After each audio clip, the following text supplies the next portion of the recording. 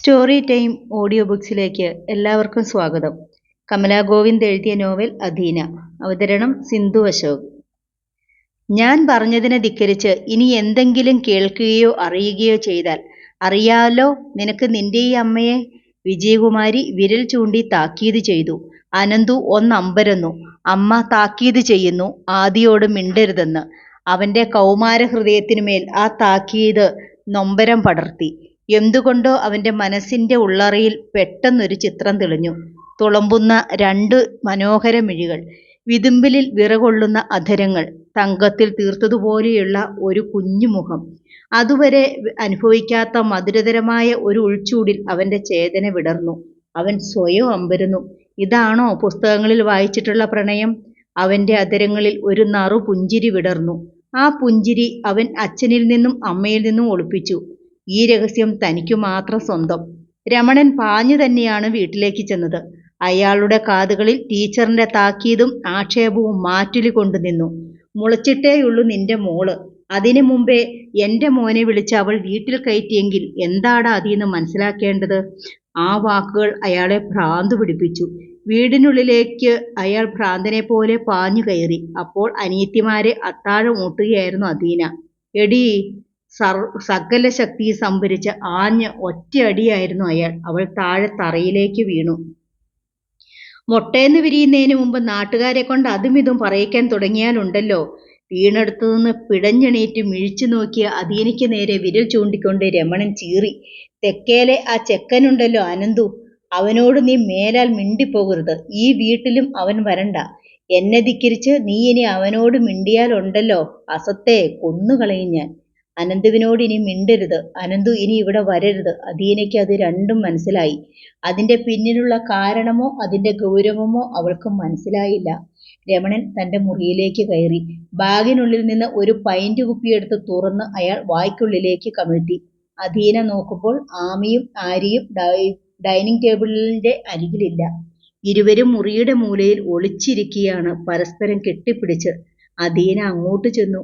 ഞങ്ങൾക്ക് പേടിയായി ചേച്ചി. ആമി വിങ്ങിപ്പൊട്ടി. അച്ഛൻ എന്തിയെ ഇച്ചേച്ചിയെ തല്ലിയേ? ആ, അതിനുത്തരം അവൾക്കും അറിയില്ലല്ലോ. വാ. അവൾ ഇരുവരെയും എഴുന്നേൽപ്പിച്ചു. പിന്നെ ആഹാരം കഴിച്ചിരുന്ന കൈകൾ കഴുകിച്ചു. രണ്ടുപേരെയും മുറിയിലേക്ക് കൊണ്ടുപോയി അവൾ ബെഡിൽ കിടത്തി. ഉറങ്ങിക്കോ. ഇരുവരെയും അവൾ പുതപ്പിച്ചു. ഇച്ചേച്ചി, ആര്യ വിളിച്ചു. അമ്മയുണ്ടായിരുന്നപ്പോൾ അച്ഛൻ ഇച്ചേച്ചിയെ തല്ലത്തില്ലായിരുന്നല്ലോ. ആ, അമ്മ മരിക്കണ്ടായിരുന്നു അല്ലേ ഇച്ചേച്ചി? അധീനയുടെ കണ്ണു നിറഞ്ഞു. ഇച്ചേച്ചി, എനിക്കിപ്പം അമ്മയെ കാണണം, ആമി വിങ്ങിപ്പൊട്ടിക്കൊണ്ടു പറഞ്ഞു. കരയല്ലേ പൊന്നുകുട്ടി. അധീന അവളുടെ തുടയിൽ മെല്ലെ തട്ടി. കണ്ണടച്ച് കിടന്നു. അപ്പോ സ്വപ്നത്തിൽ അമ്മ വന്ന് വിളിക്കും. സത്യാ? ആമി അവിശ്വസനീയതയോടെ ചോദിച്ചു. സത്യം, അധീന പറഞ്ഞു. ആമി പെട്ടെന്ന് കണ്ണുകൾ അടച്ചു. ക്രമേണ ആരിയും. ഇരുവരും ഉറങ്ങിയെന്ന് കണ്ടപ്പോൾ അധീന അവരുടെ നടുവിലേക്ക് മെല്ലെ തല ചായ്ച്ചു കിടന്നു. ഉറക്കത്തിനിടയിൽ ചെരിഞ്ഞു കിടന്ന് ഇരുവരും അവളെ കെട്ടിപ്പിടിച്ചു. ആമിയുടെയും നാരിയുടെയും സങ്കടം ക്രമേണ അവളുടെ കണ്ണുകളെയും നിറച്ചു. അമ്മയെ ഒന്ന് കണ്ടിരുന്നെങ്കിൽ, ഒരിക്കലെങ്കിലും അമ്മയൊന്ന് വന്നിരുന്നെങ്കിൽ. അമ്മയുടെ മുഖം മാത്രം മനസ്സിൽ ഓർത്ത് കിടക്കവേ അവൾ കണ്ടു. വാതിൽക്കൽ ഒരു വലിയ പ്രകാശം. അതിനുള്ളിൽ ഒരു ദേവീവിഗ്രഹം പോലെ അമ്മ നിൽക്കുന്നു. അമ്മേ. അധീന ചാടി എഴുന്നേറ്റിരുന്നു. മോളെ. അമ്മ അകത്തേക്ക് വന്നു. ബെഡിലിരുന്നു. 3 മക്കളെയും തഴുകി താലോലിച്ച് കവിളിലും നെറുകയിലും മുത്തങ്ങൾ നൽകി. ആമി ആര്യയും അമ്മയെ കാണണമെന്ന് പറഞ്ഞ് കരവുകയായിരുന്നമ്മേ, അധീന പറഞ്ഞു. അതല്ലേ അമ്മ വന്നത്? അമ്മ ചിരിക്കുന്നു. അങ്ങനെ ചിരിച്ചുകൊണ്ടിരിക്കെ അമ്മയുടെ മുഖം വിങ്ങി. അധീനയുടെ തോളിൽ പിടിച്ച് നെഞ്ചോട് ചേർത്തുകൊണ്ട് അലിവോടെ അമ്മ ചോദിച്ചു. രമണേട്ടൻ നിന്നെ തല്ലിയല്ലേ? അമ്മയുടെ നെഞ്ചിൽ മുഖമമർത്തി വിങ്ങിപ്പൊട്ടി. ഒന്ന് കരയണമെന്ന് അധീനയ്ക്ക് തോന്നി. അമ്മയുടെ പൊന്നുമോള് വിഷമിക്കല്ലേ. അവളുടെ അടികൊണ്ട കവിളിൽ അമ്മ തഴുകി. കവിളിലെ നീറ്റൽ പെട്ടെന്നില്ലാതായത് അധീന അറിഞ്ഞു. അമ്മ പോയതോടെ അച്ഛനിപ്പോ എന്നും കള്ളു കുടിക്കും അമ്മേ. ഒത്തിരി രാത്രിയാകുമ്പോഴാ വീട്ടിൽ വരുന്നത്. പിന്നെ ആമിയോടും ആര്യയോടും ഒക്കെ ദേഷ്യ. അവൾ പറഞ്ഞു. അച്ഛൻ മുത്തശ്ശിയോടും വഴക്കിട്ടു. മുത്തശ്ശി പിണങ്ങിപ്പോയി. ഇപ്പോ രേവാന്റിയുടെ വീട്ടിലാ. അമ്മയുടെ കണ്ണുകൾ തുളുമ്പുന്നത് അധീന കണ്ടു. അമ്മ പോയപ്പോ അച്ഛന് ഒത്തിരി കടം വന്നില്ലേ? അമ്മ പറഞ്ഞു. ആ ബ്ലേഡ് പുന്നൂസ് അച്ഛനെ എപ്പോഴും ശല്യം ചെയ്യുവല്ലേ. അതൊക്കെ ഓർക്കുമ്പോൾ അറിയാണ്ട് അച്ഛൻ കള്ളു കുടിച്ചു പോകുന്നതാ മോളെ. കള്ളു കുടിച്ചു കഴിഞ്ഞാൽ ദേഷ്യം വരും. അതല്ലേ അച്ഛൻ മോളെ തല്ലിയത്? കരുണയോടെ അമ്മ അവളെ നോക്കുന്നു, തഴുകുന്നു. ഇനി അച്ഛൻ കള്ളു കുടിക്കാതെയും ദേഷ്യപ്പെടാതെയും അമ്മ നോക്കിക്കൊള്ളാം കേട്ടോ. അമ്മ പറഞ്ഞാൽ അച്ഛൻ കേൾക്കും. അത് ശരിയാ, അമ്മ പറഞ്ഞാൽ അച്ഛൻ കുടിക്കില്ലമ്മേ. അധീനയ്ക്ക് സന്തോഷമായി. എൻ്റെ പൊന്നുമ്മ. അവൾ അമ്മയുടെ കവിളിൽ ഉമ്മ വെച്ചു. അമ്മയുടെ നനവുള്ള അതിരങ്ങൾ സ്നേഹത്തോടെ അവളുടെ നെറുകയിലും നെറ്റിയിലും അമർന്നു. ഉമ്മ, ഉമ്മ. ആ സ്നേഹശീതളിമയിൽ അധീനയുടെ മിഴികൾ താനെ അടഞ്ഞു. പിന്നെ 5 മണിയുടെ അലാറം കേട്ടാണ് അവൾ ഉണർന്നത്. എഴുന്നേൽക്കുമ്പോൾ പതിവില്ലാതെ ഒരു ഉന്മേഷമായിരുന്നു അവൾക്ക്. സ്വപ്നത്തിൽ അമ്മ വന്നതും പറഞ്ഞതും അക്ഷരം പ്രതി അവൾക്ക് ഓർമ്മ വന്നു. അമ്മ പോയെങ്കിലും ഇവിടെ നടക്കുന്നതെല്ലാം അമ്മ അറിയുന്നുണ്ട്. അമ്മ കൂടെ തന്നെയുണ്ട്. ആ ഓർമ്മ അവൾക്ക് ധൈര്യം പകർന്നു. അവൾ വേഗം അടുക്കളയിലേക്ക് കയറി. നേരം പുലർന്നപ്പോഴേക്കും ചോറും സാമ്പാറും പയറുതോരനും എല്ലാം റെഡിയായി. ആര്യയും ആമിയും ഉണർന്നു വന്നപ്പോൾ അവർക്ക് കാപ്പിയും ബിസ്ക്കറ്റും നൽകി. ഞാനും ആമിയും കുളിക്കാൻ പോകുക, ആര്യ പറഞ്ഞു. വഴക്കുണ്ടാക്കാതെ കുളിക്കണേ, അധീന ഓർമ്മിപ്പിച്ചു. ഞങ്ങൾ വഴക്കുണ്ടാക്കുകയല്ല ചേച്ചി, ആമി പറഞ്ഞു. കുട്ടികൾ സ്വയം കുളിക്കാനും യൂണിഫോം ഇടാനും ഒക്കെ ശീലിച്ചു വരികയാണ്. അധീന കുറച്ച് ഗോതമ്പ് പൊടി എടുത്ത് ഉപ്പും വെള്ളവും ഒഴിച്ച് കുഴിച്ചു. ദോശക്കല്ലിൽ അതൊഴിച്ചുകൊണ്ട് അവൾ ടിഫിൻ പാത്രങ്ങളെല്ലാം എടുത്തു നിരത്തി. ചോറും കറികളും എടുക്കാനാണ്. അച്ഛൻ്റെ പാത്രം മാത്രം കൂടെ കാണുന്നില്ല. ആര്യമോളെ, ദോശ മറിച്ചിട്ടുകൊണ്ട് അവൾ വിളിച്ചു. എന്നായി ചേച്ചി? ആര്യ ഓടി വന്നു. അച്ഛൻ്റെ ബാഗിനകത്ത് നിന്ന് ആ ചോറുപാത്രം ഇങ്ങെടുത്തോണ്ട് വാ. ഇപ്പം കൊണ്ടുവരാമേ. അവൾ തിരിച്ചോടി. പക്ഷേ പോയ വേഗത്തിൽ അവൾ തിരിച്ചെത്തി. കയ്യിൽ ചോറുപാത്രം മാത്രമല്ല, ബ്രൗൺ ദ്രാവകം നിറച്ച ഒരു പരന്ന കുപ്പിയും. ചേച്ചി, ഇത് കണ്ടോ? കുപ്പി ഉയർത്തിപ്പിടിച്ചുകൊണ്ട് അവൾ പറഞ്ഞു. കള്ളായി ചേച്ചി, അച്ഛൻ്റെ ബാഗിനകത്തിരുന്നതാ. കള്ളാണെന്ന് അധീനയ്ക്കും മനസ്സിലായി. അത് അച്ഛൻ്റെ ബാഗിനകത്ത് തന്നെ കൊണ്ടുപോയി വെച്ചേക്ക്, അവൾ പറഞ്ഞു. ഞാൻ വെക്കുകയില്ല. ആര്യ അനിഷ്ടത്തോടെ മുഖം കൂട്ടി തലയാട്ടി. ഇത് കുടിച്ചാ ചേച്ചിയെ അച്ഛൻ തല്ലിയത്. അതുകൊണ്ട് അച്ഛൻ ഇനി ഇത് കുടിക്കണ്ട. പറയുന്നതിനിടയിൽ ആര്യ കുപ്പി അടുക്കള മുറ്റത്തേക്ക് ഒറ്റയേറ്. അയ്യോ മോളെ, അരുത്. തടയാൻ അധീന കൈ നീട്ടുന്നതിന് മുമ്പ് മുറ്റത്ത് കുപ്പി പൊട്ടുന്ന ക്ലിൻ എന്ന ശബ്ദം കേട്ടു. അതിൽ നിന്ന് ദ്രാവകം മുറ്റത്തേക്കൊഴുകി. മുറ്റത്തെ മണ്ണ് ആർത്തിയോടെ അത് നക്കിയെടുക്കുന്നു. പോട്ടെ, പൊട്ടിപ്പോട്ടെ, ആര്യ അമർഷത്തോടെ പറഞ്ഞു. അച്ഛൻ അത് അന്വേഷിക്കും മോളെ. അധീനയ്ക്ക് ഭീതിയായി. നീ അത് എറിഞ്ഞു പൊട്ടിക്കണ്ടായിരുന്നു. പൊട്ടിപ്പോട്ടെ, കുപ്പി കണ്ട ഇനിയും ഞാൻ എറിഞ്ഞു പൊട്ടിക്കും, അധീനയെ തല്ലിയ വാശിയോടെ ആര്യ പറഞ്ഞു. അവൾ അടുത്ത മുറിയിലേക്ക് പോയി. 10 മിനിറ്റ് കഴിഞ്ഞു കാണും. ഇച്ചേച്ചി! ആര്യ ഭീതിയോടെ പാഞ്ഞു വന്ന് അധീനയെ കെട്ടിപ്പിടിച്ചു. അവൾ അടിമുടി വിറയ്ക്കുകയാണ്. എന്താ മോളെ? അച്ഛൻ ആ കുപ്പി അന്വേഷിക്കുവോ ചേച്ചി? അധീന മുഖമുയർത്തുമ്പോൾ കണ്ടു. കാട്ടുതീ പടർന്ന മുഖത്തോടെ രമണൻ വരുന്നു. അയാളുടെ കയ്യിൽ സിബ് തുറന്ന ഹാൻഡ് ബാഗ്. ആദി, ഇതിനുള്ളിലിരുന്ന ചോറുപാത്രം എവിടെ? പാത്രം എവിടെയുണ്ടച്ചാ? പാത്രത്തിന്റെ കൂടെ ഇരുന്ന കുപ്പി എവിടെ? അത് തന്നെ പിടിച്ചിരുന്ന ആര്യ പേടിച്ചു വിറയ്ക്കുന്നത് അധീന അറിഞ്ഞു. ആദി, കുപ്പി എന്തിയെന്ന് ചോദ്യത്തിനൊപ്പം അയാൾ ശ്രദ്ധിച്ചു. പിന്നെ മൂക്കൊന്നു ചുളിച്ചു. അടുക്കള വാതിൽക്കലൂടെ പടിഞ്ഞാറ് നിന്നെത്തിയ കാറ്റിനും മദ്യത്തിന്റെ ഗന്ധം. അയാൾ വേഗം പുറത്തേക്ക് പാഞ്ഞു. പുറത്ത് പൊട്ടിക്കിടക്കുന്ന പൈന്റ് കുപ്പി, മണ്ണ് നക്കി കുടിച്ച മദ്യം. രമണന്റെ സമനില തെറ്റി. മുറ്റത്ത് നിന്ന ചെടിയിൽ നിന്ന് അയാൾ ഒരു കമ്പ് വലിച്ചൊടിച്ചു. അതിന്റെ ഇല ഊരിക്കൊണ്ട് അടുക്കളയിലേക്ക് പാഞ്ഞു വന്നു. വിറച്ചുകൊണ്ട് അധീനയെ ഇറുകിപ്പിടിച്ചു നിൽക്കുന്ന ആര്യ അത് കണ്ടു. തല്ലല്ലേച്ചാ, തല്ലല്ലേ, അവൾ ഉറക്കെ കരഞ്ഞു. മാറി നിൽക്കടി. രമണൻ വന്ന് ആര്യയെ വലിച്ചു മാറ്റി നിർത്തി. എന്നിട്ട് അധീനയെ കടന്നു പിടിച്ചു. വടി ആഞ്ഞു വീശിക്കൊണ്ട് അയാൾ ആക്രോശിച്ചു. അത്രയ്ക്കായോടി നീ? രാത്രിയിൽ ഞാനൊന്ന് തല്ലിയതിന്റെ ദേഷ്യത്തിന് നീ എൻ്റെ പൈന്റ് കുപ്പി എറിഞ്ഞു പൊട്ടിച്ചു അല്ലേടി? അഹമ്മതി കാണിക്കുന്നോടി നിഷേധി! രമണൻ ശക്തമായ രോഷത്തോടെ അലറി. അയാളുടെ കയ്യിലിരുന്ന വടി അധീനയുടെ പുറത്തും തുടയിലും പിൻകാലിലും പതിഞ്ഞു. തുടരെ തുടരെ. മേലിൽ ഇത്തരം വേല കാണിച്ചാൽ കൊന്നു കുഴിച്ചു മൂടും. പറഞ്ഞേക്കാം. മക്കളില്ലെങ്കിൽ ഇല്ലെന്നേയുള്ളൂ. തന്തേ ഭരിക്കുന്ന മക്കളെ രമണനു വേണ്ട. അടി കഴിഞ്ഞ് അറ്റം പൊട്ടിയ ചെടിക്കമ്പ് അയാൾ മുറ്റത്തേക്ക് ആഞ്ഞെറിഞ്ഞു. അപ്പോഴും അമർഷം തീരാതെ അയാൾ പുലമ്പുന്നുണ്ടായിരുന്നു. അധീന മിഴിച്ചു നിന്നു. ഇന്നലെ രാത്രിയിൽ സ്വപ്നത്തിൽ വന്ന അമ്മ അവളുടെ മനസ്സിനുള്ളിൽ തെളിഞ്ഞു. അച്ഛനോട് പറഞ്ഞ് മദ്യപാനം നിർത്തിക്കാമെന്ന് അമ്മ വാക്കു തന്നതാണെന്ന്. എന്നിട്ട് അമ്മേ ഞങ്ങളെ കൈവിട്ടോ? ഹൃദയം വിങ്ങുന്ന നൊമ്പരത്തോടെ അദീന ചോദിച്ചുപോയി. അമ്മയുടെ മുഖം വാടുന്നു. അദീനയുടെ മിഴികൾ തുളുമ്പി. രമണൻ എന്തൊക്കെയോ പിറുപിറുത്തുകൊണ്ട് അടുക്കളയിൽ നിന്ന് പുറത്തേക്കിറങ്ങി. ഇച്ചേച്ചി! ഭയന്ന് വിറച്ച് മാറി നിന്നിരുന്ന ആര്യക്കുട്ടി ഓടി വന്ന് വീണ്ടും അദീനയെ കെട്ടിപ്പിടിച്ചു കരഞ്ഞു.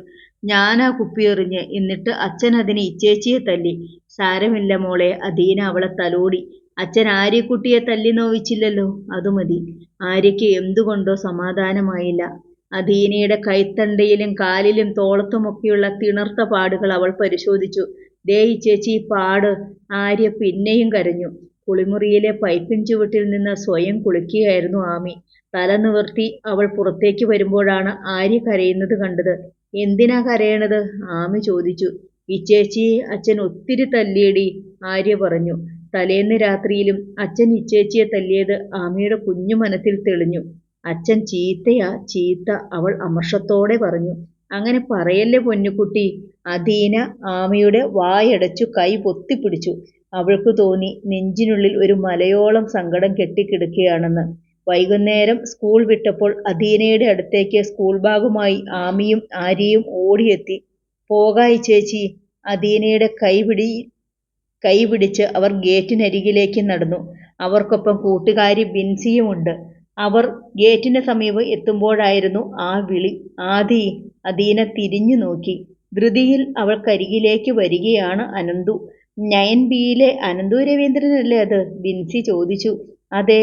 അവനെന്താ വിളിച്ചത്? നിന്നെ ലൈനടിക്കാനാണോ? അദീനയ്ക്ക് വല്ലായ്മ തോന്നി. അവൻ ആളത്ര ശരിയല്ല ആദി, ബിൻസി പറഞ്ഞു. ഞാനവന് ഫേസ്ബുക്കിൽ ഫ്രണ്ട് റിക്വസ്റ്റ് കൊടുത്തിരുന്നു. അവൻ ആഡ് ചെയ്തിട്ട് ഉടനെ പറയുക ഐ ലവ് യുന്ന്. ബിൻസി രോഷം കൊണ്ടു. അദീനയുടെ സംപ്രായക്കാരിയാണ് ബിൻസി. ഒരു ബഹള സ്വഭാവക്കാരി. അവൾ ചുണ്ടുകൊണ്ട് ഗോഷ്ഠി കാട്ടിയിട്ട് തുടർന്നു. ഓ, അവന്റെ വിചാരം ഞാനവനെ ഉടനെ അങ്ങ് ലവ് ചെയ്യുമെന്നാണ്. അതിനവനാരാ? തട്ടത്തിൻ മറയത്തിലെ നിവിൽ പോളിയോ? കണ്ടാലുടനെ ലവ് ആവാൻ കൊരങ്ങൻ. അദീന ചിരിച്ചുപോയി. നീ ചിരിക്കണ്ട ആദി, നീ നല്ലോണം പഠിക്കണ കുട്ടിയാ. നിന്നെ ലൈനാക്കി എടുക്കാനാ അവന്റെ പ്ലാൻ. നീ സൂക്ഷിച്ചോ ആദി. ഞാൻ പറഞ്ഞില്ലെന്ന് വേണ്ട. 11 വയസ്സുകാരിയാണ് പ്രേമത്തെക്കുറിച്ച് ആധികാരികമായി പറയുന്നതെന്ന് അദീന മറന്നു. അവൾ ഭയന്നുപോയി. ഇന്നലെ അച്ഛൻ പറഞ്ഞത് അവൾ ഓർത്തു. അനന്തുവിനോട് മിണ്ടരുത്. അനന്തു അത്രയ്ക്ക് മോശക്കാരനാണോ? ആദി, ദേ ബസ് വരാറായി. ഞാൻ പോകുക. നീ വരുന്നെങ്കിൽ വാ. ബിൻസി ബസ് സ്റ്റോപ്പ് ലക്ഷ്യമാക്കി ഓടി. വേഗം വാ മോളെ, ബസ് ഇപ്പൊ വരും. അദീന അനിയത്തിമാരെയും കൂട്ടി വേഗം ബിൻസിക്ക് പിന്നാലെ നീങ്ങാൻ ശ്രമിക്കുകയായിരുന്നു. നിൽക്ക്. അനന്തു പെട്ടെന്ന് അവർക്ക് മുമ്പിലേക്ക് കയറി നിന്നു. അദീന ശരിക്കും ഭയപ്പെട്ടുപോയി. എന്തിനാ നിൽക്കുന്നത്? അദീന പേടിയോടെ ധൃതി കൂട്ടി. പോകല്ലേ ആദി, പ്ലീസ്, അനന്തു അപേക്ഷിച്ചു. അവന്റെ മുഖത്ത് ഗൗരവമായിരുന്നു. ബസ് ഇപ്പൊ വരും. എനിക്ക് പോണോ അനന്തു? അദീന മുന്നോട്ട് നടക്കാനൊരുങ്ങി. അടുത്താണ് താമസമെങ്കിലും സ്കൂളിൽ വെച്ച് അനന്തു സംസാരിക്കാൻ ശ്രമിക്കുന്നത് ആദ്യമായിട്ടാണ്. 2 മിനിറ്റ് നിന്നാ മതി ആദി, ഒരു കാര്യം പറയാനാ. എന്നാ വേഗം പറ, താമസിച്ചാൽ എന്റെ ബസ് പോകും. അവൾ പിന്നെയും തിടുക്കം കൂട്ടി. അത്? അനന്തു അവളുടെ മുഖത്തേക്കൊന്ന് നോക്കി. ഇന്നലെ രാത്രി രമണേട്ടൻ എന്റെ വീട്ടിൽ കയറി വന്നു. അദീനയ്ക്ക് അതൊരു പുതിയ അറിവായിരുന്നു. അച്ഛൻ അവിടെ വന്നോ? എന്തിന്? ആ ദുഷ്ടനില്ലേ ബ്ലേഡ് കുഞ്ഞൂസ്, അയാള് എന്നെയും നിന്നെയും ചേർത്ത് മോശമായിട്ട് കുറെ കല്ലുവെച്ച നുണകള് നിന്റെ അച്ഛന് പറഞ്ഞു കൊടുത്തു. നമ്മൾ തമ്മിൽ ഇഷ്ടമാണെന്നും സന്ധ്യ മുതൽ ഞാൻ നിന്റെ വീട്ടിലാണെന്നും ഒക്കെ. എന്റെ അച്ഛനോടും അമ്മയോടും അത് പറയാനാ രമണേട്ടൻ വന്നത്. അയ്യോ! അദീനയ്ക്ക് അരുതാത്തതെന്തോ കേട്ടതുപോലെ സങ്കടമായി. എന്നിട്ട് മാഷും ടീച്ചറും അനന്തേട്ടനെ തല്ലിയോ? ഏയ്, അങ്ങനെ തല്ലിയിട്ടൊന്നുമില്ലാതി. അച്ഛൻ എന്നെ ഉപദേശിച്ചു. അമ്മ ദേഷ്യപ്പെട്ടു. മേലാൽ ഒരിടത്തും വെച്ച് നിന്നോട് സംസാരിക്കാൻ പാടില്ലെന്നാ അമ്മ പറഞ്ഞിരിക്കുന്നത്. പക്ഷേ അവൻ അദീനയുടെ മുഖത്തേക്ക് വേദനയോടെ നോക്കി. നിന്റെ അച്ഛൻ നിന്നെ തല്ലിയല്ലേ? അച്ഛൻ ഇച്ചേച്ചിയെ തല്ലി. സംഭാഷണം കേട്ടു നിന്നിരുന്ന ആമി ആംഗ്യം കാണിച്ചുകൊണ്ട് പറഞ്ഞു. ഇങ്ങനെ പടേന്ന് തല്ലി. ഇന്ന് രാവിലെയും തല്ലി. വടി ഒടിച്ചോണ്ട് വന്ന് ഒത്തിരി നേരം തല്ലി. ആര്യയും പറഞ്ഞു. മിണ്ടാതിരിക്ക ആര്യേ. അദീനയ്ക്ക് ആകെ നാണക്കേട് തോന്നി. അനന്തുവിന്റെ മനസ്സ് നൊന്തു. നിനക്ക് വല്ലാണ്ട് വേദനിച്ചോ ആദി? അവൻ ചോദിച്ചു. അവന്റെ ചോദ്യത്തിലെ ആർദ്രതയും സ്നേഹവും തൊട്ടറിഞ്ഞതുപോലെ അദീനയുടെ മനസ്സിലും നൊമ്പരം പടർന്നു. അത് അവളുടെ മിഴിയോരങ്ങളെ നനച്ചു. ആദി കരയല്ലേ. അവൻ ചുറ്റും നോക്കി. ക്ലാസ് വിട്ട് എല്ലാവരും വരുന്ന സമയമാ. നീ കരയുന്നത് കണ്ടാൽ അവരൊക്കെ കാര്യം ചോദിക്കും. അവൻ പറഞ്ഞത് ശരിയാണ്. അദീന വേഗം പുറംകൈകൊണ്ട് കണ്ണുകൾ തുടച്ചു. എന്നിട്ട് അനിയത്തിമാരെ നോക്കി. വാ പോകാം, ബസ് ഇപ്പൊ വരും. അവൾ മുമ്പോട്ട് നീങ്ങി. ആര്യയും ആമിയും അവളെ വേഗം പിന്തുടർന്നു. അല്പം മുമ്പോട്ടോടിയിട്ട് അദീന പെട്ടെന്ന് നിന്നു. പിന്നെ എന്തോ ഉൾപ്രേരണയോടെ അവൾ തിരിഞ്ഞു നോക്കി. നിന്നിടത്ത് അതേപടി നിൽക്കുകയാണ് അനന്തു. ചുണ്ടിൽ ഊറിയ ചിരിയുണ്ട്. അച്ഛനും ബിൻസിയും പറഞ്ഞത് കള്ളമാണെന്ന് അദീനയ്ക്ക് തോന്നി. അവൻ മോശക്കാരനല്ല, നല്ലവനാണ്. ആ തോന്നൽ അവളുടെ അധരങ്ങളിലും നേരിയ ഒരു ചിരി വിരിയിച്ചു. എടാ. പെട്ടെന്ന് പിന്നിൽ നിന്ന് അനന്തുവിന്റെ തോളിൽ ചെറുതായി ഒരടി വീണു. അവൻ തിരിഞ്ഞു നോക്കി. കൂട്ടുകാരൻ ആഷിഖ് അലിയാണ്. എന്തായടാ, നിന്റെ ലൈനിൽ അങ്ങോട്ടേ ചാർജുള്ളോ അതോ ഇങ്ങോട്ടുമുണ്ടോ? പോടാ. അനന്തു കൂട്ടുകാരന്റെ കരം മൃദുവായി എടുത്തു മാറ്റി. ഞാൻ അതൊന്നുമല്ല സംസാരിച്ചത്. അവളുടെ അമ്മ മരിച്ച കാര്യം പറഞ്ഞതാ. അനന്തു ഒരു കള്ളം പറഞ്ഞു. നീ അമ്മ മരിച്ച കാര്യം ചോദിച്ചോണ്ടിരുന്നു. അവളെ ഇപ്പൊ തന്നെ പലരും ലൈനാക്കാൻ നോക്കുന്നുണ്ട്. അനന്തുവിന്റെ നെറ്റി ചുളിഞ്ഞു. എടാ, കഴിഞ്ഞ 2 വർഷമായി അവളാ ഏറ്റവും കൂടുതൽ മാർക്ക് കിട്ടുന്ന കുട്ടിക്കുള്ള ട്രോഫി വാങ്ങുന്നത്. അതുകൊണ്ട് എല്ലാവർക്കും അവളൊരു ആരാധനയാ. അത് നീ മറക്കണ്ട. അത് ശരിയാണെന്ന് അനന്തുവിനറിയാം. അവളെ നോട്ടമുണ്ടെങ്കിൽ ദാ ഇപ്പൊ തന്നെ വാക്കു പറഞ്ഞു കുറ്റിയടിച്ചോ. അയൽവാസി എന്ന നിലയ്ക്ക് അത് എളുപ്പമാ. 2-3 വർഷം കഴിഞ്ഞാൽ പിന്നെ അവളെ നിനക്ക് കിട്ടുകയല്ലടാ പൊന്നുമോനെ. അത്രയ്ക്ക് മൊഞ്ചാ അവൾക്ക്. ആഷിഖിന്റെ വാക്കുകൾ അനന്തുവിന്റെ കരളിലൊന്ന് തൊട്ടു. അദീനയ്ക്ക് ചുറ്റും ഇപ്പോഴേ താൻ കോട്ട കെട്ടി കാവലിരിക്കണമെന്നാണ് അവൻ പറയുന്നത്. അതിന് തനിക്ക് എങ്ങനെ കഴിയും? ബസ്സിറങ്ങി അദീനയും അനിയത്തിമാരും വീട്ടുമുറ്റത്തെത്തുമ്പോൾ തന്നെ കണ്ടു. വീട് തുറന്നു കിടക്കുന്നു. വീട്ടിനുള്ളിൽ പാച്ചിയമ്മയുണ്ട്. അദീനയ്ക്ക് ആശ്വാസമായി. മുത്തശ്ശി. ആമി ഒറ്റയോട്ടത്തിനകത്തെത്തി. ആര്യയ്ക്ക് സന്തോഷമായി. മുത്തശ്ശി, അച്ഛൻ ഇന്നലെ കള്ളു കുടിച്ചിട്ട് വന്ന് ഇച്ചേച്ചീനെ തല്ലി. അവർ പറഞ്ഞു. എന്തിനെന്ന് കൃത്യമായി പറയാൻ അദീനയ്ക്കും അറിയില്ലായിരുന്നു. എങ്കിലും പാച്ചിയമ്മ പോയപ്പോൾ മുതൽ രമണൻ ചെയ്തതെല്ലാം അവൾ ഓർത്തെടുത്തു പറഞ്ഞു. ആര്യ പൈന്റ് കുപ്പി എറിഞ്ഞുടച്ചതുൾപ്പെടെ. അവന്റെ നാശം പിടിച്ച കള്ളുകുടിയാണ് എല്ലാത്തിനും കാരണം. എല്ലാം കേട്ട് കഴിഞ്ഞപ്പോൾ പാച്ചിയമ്മ പറഞ്ഞു. ഭാനു മരിച്ചതിൽ പിന്നെ അവൻ കള്ളു കുടിക്കാണ്ട് വീട്ടിലേക്ക് വന്നിട്ടില്ല. അത് ശരിയാണെന്ന് അദീനയ്ക്കും അറിയാം. അമ്മ മരിക്കുന്നതിന് മുമ്പ് അച്ഛന് ഇങ്ങനെയൊരു മദ്യപാനം ഉണ്ടായിരുന്നില്ല. ദേഷ്യപ്രകൃതവുമായിരുന്നില്ല. രാത്രിയിൽ രമണൻ എത്തി. അയാൾ അന്നും മദ്യപിച്ചിട്ടുണ്ടായിരുന്നു. ഓ, എത്തിയോ? പാച്ചിയമ്മയെ കണ്ടപാടെ രമണൻ ചോദിച്ചു. എന്താടാ, ഞാനിങ്ങോട്ട് വരണ്ടായിരുന്നോ? പാച്ചിയമ്മ ഗൗരവത്തിൽ ചോദിച്ചു. ഓ, അങ്ങനെ ഞാൻ പറഞ്ഞോ? പറഞ്ഞില്ല. പക്ഷെ നിന്റെ ഈ കള്ളുകുടി ഇതേപടി തുടർന്നാൽ നീ ഈ പിള്ളേരെ എന്നെ തള്ളിപ്പറയും. അമ്മയ്ക്കിപ്പോ എന്താ വേണ്ടത്?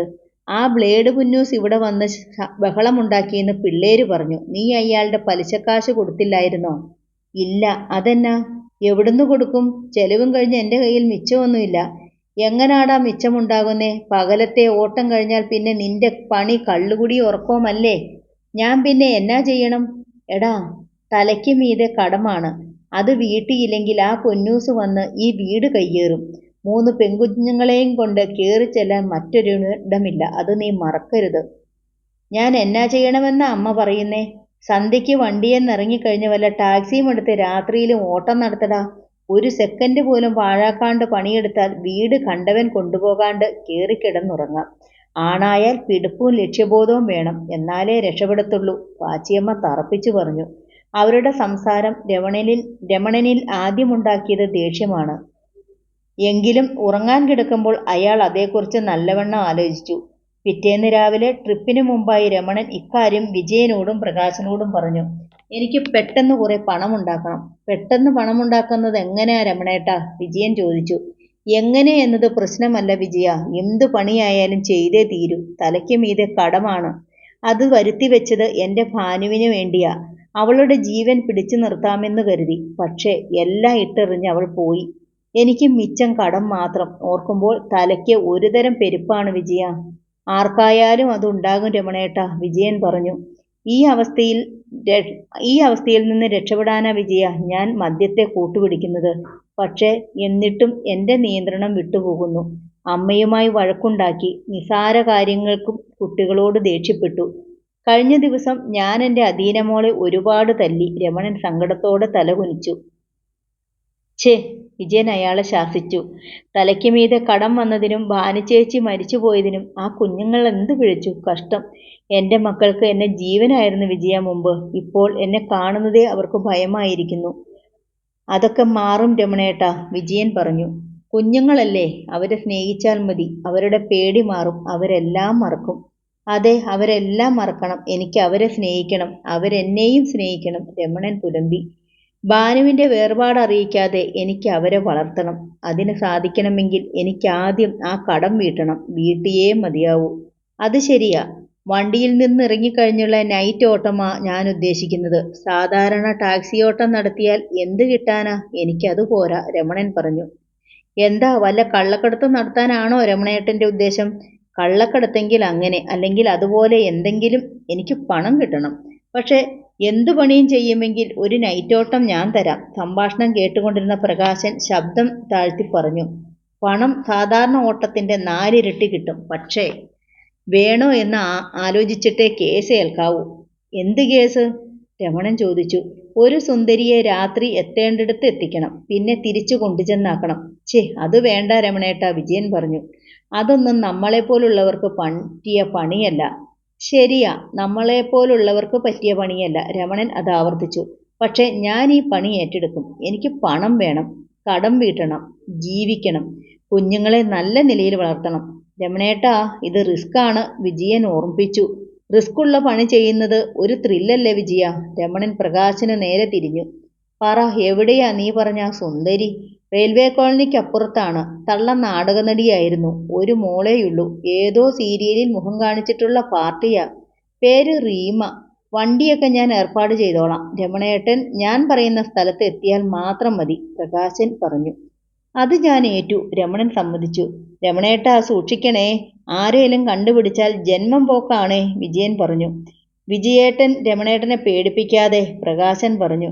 നീ പേടിക്കണ്ട വിജയ, ഒന്നും സംഭവിക്കില്ല. എന്നെ ഒരാളും പിടിക്കില്ല, രമണൻ ആത്മവിശ്വാസത്തോടെ പറഞ്ഞു. എങ്കിൽ ശരി, വിജയൻ സമ്മതിച്ചു.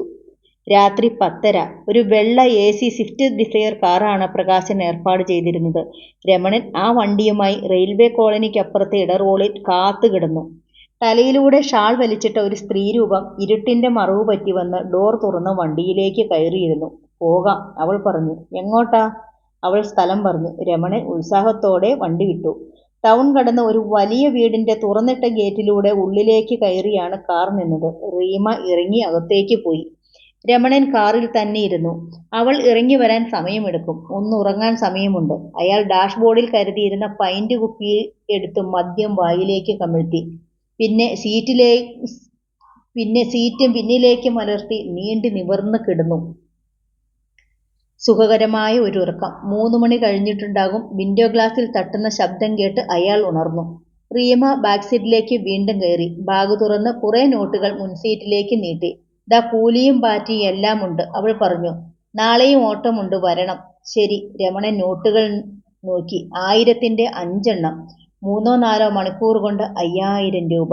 ജോലി പുറത്തു പറയാൻ കൊള്ളില്ല, റിസ്ക്കുമുണ്ട്. പക്ഷേ സൂക്ഷിച്ചു ചെയ്താൽ പറഞ്ഞ അവധിക്കുള്ളിൽ ബ്ലേഡ് പുന്നൂസിന്റെ പലിശ തീർത്തു കൊടുക്കാം. ആ പേര് പറഞ്ഞ് അവൻ ഇനി തന്റെ വീട്ടിൽ കയറി ഇറങ്ങരുത്. തന്റെ കുഞ്ഞുങ്ങളെ തൊടരുത്. പലിശ തീർന്നാൽ മുതലും കൊടുത്തു തീർക്കാം. അതോടെ ആ ശല്യം തീരും. രമണന് വല്ലാത്തൊരാശ്വാസം തോന്നി. അയാൾ വണ്ടി വിട്ടു. ടൗണിലേക്ക് അടുത്തതും രമണൻ നടുങ്ങിപ്പോയി. വഴിയിൽ പോലീസുകാർ വണ്ടിക്ക് കൈകാട്ടുന്നു. നൈറ്റ് പെട്രോളിംഗ് ആണ്. താൻ മദ്യപിച്ചിട്ടുണ്ട്. പുറകിലിരിക്കുന്ന ഒരു ആറ്റം ബോംബും. പിടിക്കപ്പെട്ടാൽ ഈശ്വരാ. നിർത്തല്ലേ, വണ്ടി വിട്ടോ, അപകടമാണ്, വെപ്രാളത്തോടെ റീമ പറഞ്ഞു. എങ്ങനെയും രക്ഷപ്പെടണം. രമണൻ വണ്ടി നിർത്തിയില്ല. ആക്സിലേറ്ററിൽ ആഞ്ഞു കാലമർത്തി. വണ്ടി അസ്ത്രം പോലെ പാഞ്ഞു. പക്ഷെ നിർഭാഗ്യം, പോലീസ് വണ്ടി പിന്നാലെ പാഞ്ഞു വന്നു. എതിരെയും വന്നു പോലീസ് വാഹനം. രമണന് സഡൻ ബ്രേക്ക് ഇടേണ്ടി വന്നു. സ്വിഫ്റ്റ് അലർച്ചയോടെ നിന്നു. ഒരു സംഘം പോലീസ് വണ്ടിയെ വളഞ്ഞു. പോലീസിനെ വെട്ടിച്ചു പായുന്നോടാ. ഡോർ തുറന്നതും രമണന്റെ കവളിൽ ആഞ്ഞടിച്ചുകൊണ്ട് SI രാജേഷ് ആക്രോശിച്ചു. ഞാൻ കണ്ടില്ല സാർ. രമണൻ കൈകൂപ്പി. മദ്യത്തിന്റെ രൂക്ഷഗന്ധം. നീ മദ്യപിച്ചിട്ടുണ്ടല്ലോ, SI പറഞ്ഞു. രമണൻ ഭയന്നു. എന്താടാ വണ്ടിക്കുള്ളിൽ? പോലീസ് കൈ കാണിച്ചിട്ട് നീ എന്താടാ നിർത്താതെ പോയത്? രമണൻ വിയർത്തു. SI കാറിന്റെ ബാക്ക് ഡോർ തുറന്ന് ഉള്ളിലേക്ക് നോക്കി. ബാക്ക് സീറ്റിന് താഴെ ചുരുണ്ടുകൂടി കിടക്കുന്നു ഒരു പെണ്ണ്. അവളുടെ വായ്ക്കുള്ളിൽ ടവൽ തിരുകിയിരിക്കുന്നു, കയ്യും കാലും കെട്ടിയ നിലയിൽ. രമണനും കണ്ടു ആ കാഴ്ച. അയാളും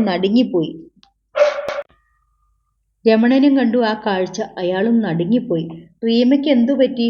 അപ്പോൾ നീ കാർ നിർത്താതെ ചുമ്മാതല്ല അല്ലേടാ? SIയുടെ കരം വീണ്ടും രമണന്റെ കവിളിൽ ആഞ്ഞു പതിച്ചു. ഈ പെണ്ണിനെ നീ തട്ടിക്കൊണ്ടു പോകുമായിരുന്നു അല്ലേടാ? സത്യം പറയടാ, എങ്ങോട്ടാ നീ അവളെ കടത്തുന്നത്? അപകടം ഭീകരതയോടെ പിളർക്കുന്നത് രമണൻ കണ്ടു. അയാൾക്ക് തല കറങ്ങി. രേവു! അടുക്കളയിൽ ധൃതി വെച്ച് പണി ചെയ്യുന്ന രേവതി വരാന്തയിൽ നിന്നുള്ള സോമന്റെ വിളി കേട്ടു. പരിഭ്രാന്തിയോടുള്ള വിളിയാണ്. അവൾ പണി നിർത്തി വരാന്തയിലേക്ക് ഓടി. ബെഡ് കോഫിയും കയ്യിൽ വെച്ച് രാവിലത്തെ പത്രപാരായണത്തിലായിരുന്നു സോമൻ. രേവതിയെ കണ്ടപാടെ അയാൾ പത്രം അവളുടെ നേർക്ക് നീട്ടി. നിന്റെ ഏട്ടന്റെ ഫോട്ടോ ദാ പത്രത്തില്. രമണേട്ടന്റെ ഫോട്ടോയോ? അതെങ്ങനെ? രേവതി ആശങ്കയോടെ പത്രം വാങ്ങി നോക്കി. എന്റെ ഈശ്വര! അവൾ നെഞ്ചിൽ തല്ലി നിലവിളിച്ചു. വിലങ്ങുവെക്കപ്പെട്ട നിലയിൽ 2 പോലീസുകാർക്ക് നടുവിൽ നിൽക്കുന്ന രമണേട്ടന്റെ പടം. ഒപ്പം പെൺവാണിഭ സംഘം പിടിയിലെന്ന തലക്കെട്ടോടെ ഒരു വാർത്തയും. ബസ്സിറങ്ങി വീട്ടിലേക്ക് പോവുകയായിരുന്ന പെൺകുട്ടിയെ അസമയത്ത് തട്ടിക്കൊണ്ടുപോകുന്നതിനിടയിൽ ഡ്രൈവർ രമണൻ പിടിയിലായി. വായിൽ തുണി തിരുകി കയ്യും കാലും കെട്ടിയ നിലയിൽ പെൺകുട്ടിയെ കാറിൽ കൊണ്ടുപോകുന്നതിനിടെ നൈറ്റ് പെട്രോൾ പോലീസാണ് ഇയാളെ പിടികൂടിയത്. പെൺവാണിഭ സംഘത്തിലെ ഒരു കണ്ണി മാത്രമാണ് പിടിയിലായ രമണനെന്ന് പോലീസ് പറഞ്ഞു. ഇയാളെ ചോദ്യം ചെയ്തു വരികയാണ്. സംഘത്തിലുള്ള മുഴുവൻ പേരെയും ഉടൻ പിടികൂടുമെന്നും ഈസ്റ്റ് പോലീസ് SI രാജേഷ് അറിയിച്ചു. എന്റെ ദൈവമേ! രേവതി വീണ്ടും നിലവിളിച്ചു. എന്താ സോമേട്ടാ ഇത്? കണ്ണു തുറന്ന് കണ്ടില്ലേ, വായിച്ചില്ലേ? ഇതിൽ കൂടുതൽ ഞാനിനി എന്താടി പറയേണ്ടത്? സോമന് അരിശം വന്നു. എന്റെ ഏട്ടൻ ഇത്തരക്കാരനല്ല സോമേട്ടാ. അല്ലേ? പിന്നെ ഈ വാർത്തയും ഫോട്ടോയുമോ? അത് രേവതിക്ക് വാക്കുമുട്ടി. നിന്റെ ഏട്ടനെക്കുറിച്ച് ഞാനും ഇങ്ങനെ കരുതിയില്ല. പക്ഷേ ഫോട്ടോ സഹിതമായി ഈ വാർത്ത. പിന്നെങ്ങനെ വിശ്വസിക്കാതിരിക്കുക? നമുക്ക് വീട് വരെ ഒന്ന് പോകാം സോമേട്ടാ. എന്തിന്? അവിടെ അമ്മയും പിള്ളേരും മാത്രമല്ലേ ഉള്ളൂ. പോയിട്ട് നമുക്ക് ഉടനെ വരാം. രേവതി കേണു. സോമൻ ഇരുത്തി മൂളി. അവർ ബൈക്കിൽ ചെല്ലുമ്പോൾ ആമിയും ആര്യയും വരാന്തയിൽ കമിഴ്ന്നു കിടന്ന് ഹോംവർക്ക് ചെയ്യുകയായിരുന്നു. അദീനയും പാച്ചിയമ്മയും അടുക്കളപ്പണി ചെയ്യുന്നു.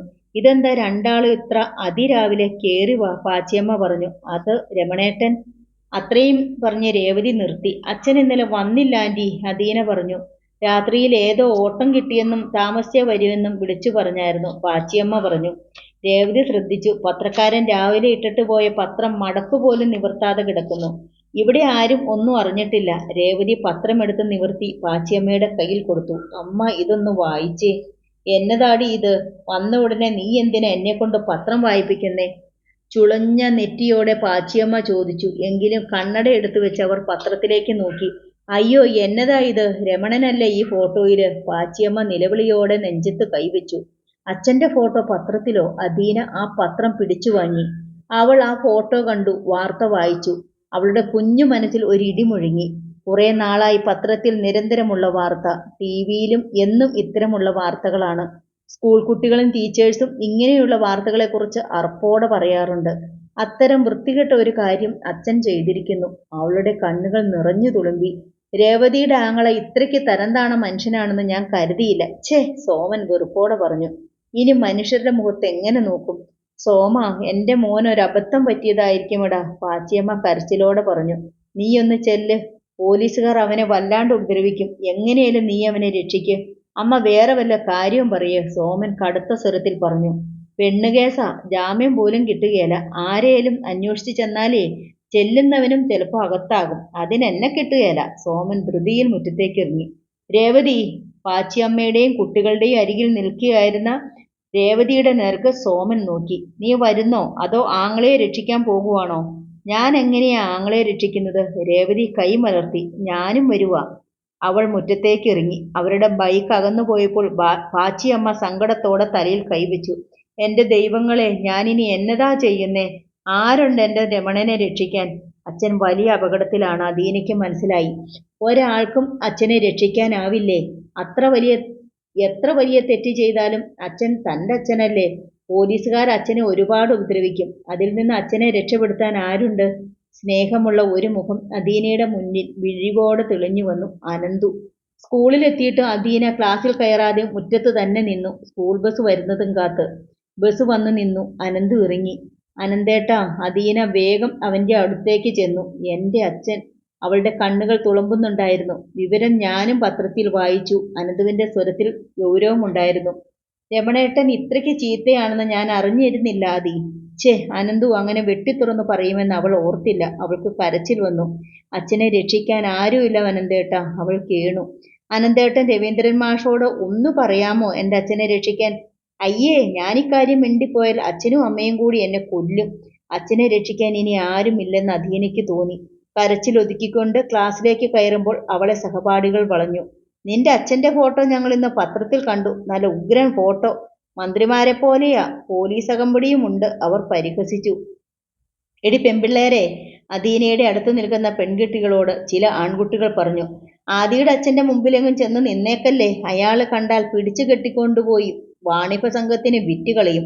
അവർ അതു പറഞ്ഞ് ഉച്ചത്തിൽ കൂവി. അദീനയ്ക്ക് വല്ലാത്ത സങ്കടവും അപമാനവും തോന്നി. അവൾ വിങ്ങിപ്പൊട്ടി കരയുമ്പോഴാണ് ഡോളി മിസ് ക്ലാസ്സിലേക്ക് വന്നത്. അദീനയെ കണ്ടപ്പോൾ എന്നും കാണുന്ന സ്നേഹം അവരുടെ മുഖത്തുണ്ടായിരുന്നില്ല. നിന്റെ അച്ഛൻ ഇത്രയ്ക്ക് മോശക്കാരനാണെന്ന് അറിഞ്ഞിരുന്നേൽ അന്ന് ഞങ്ങൾ അയാൾക്ക് പണം കൊടുക്കില്ലായിരുന്നു. കടമാണല്ലോ എന്ന് കരുതി പിരിവിട്ടാ ഞങ്ങൾ, മിസ് അമർഷത്തോടെ പറഞ്ഞു. അദീനയ്ക്ക് ഇനി ഒന്നും കേൾക്കണ്ട. അവൾ ചെവിക്കുള്ളിലേക്ക് വിരലുകൾ രണ്ടും അമർത്തി തിരുക്കി വെച്ചു.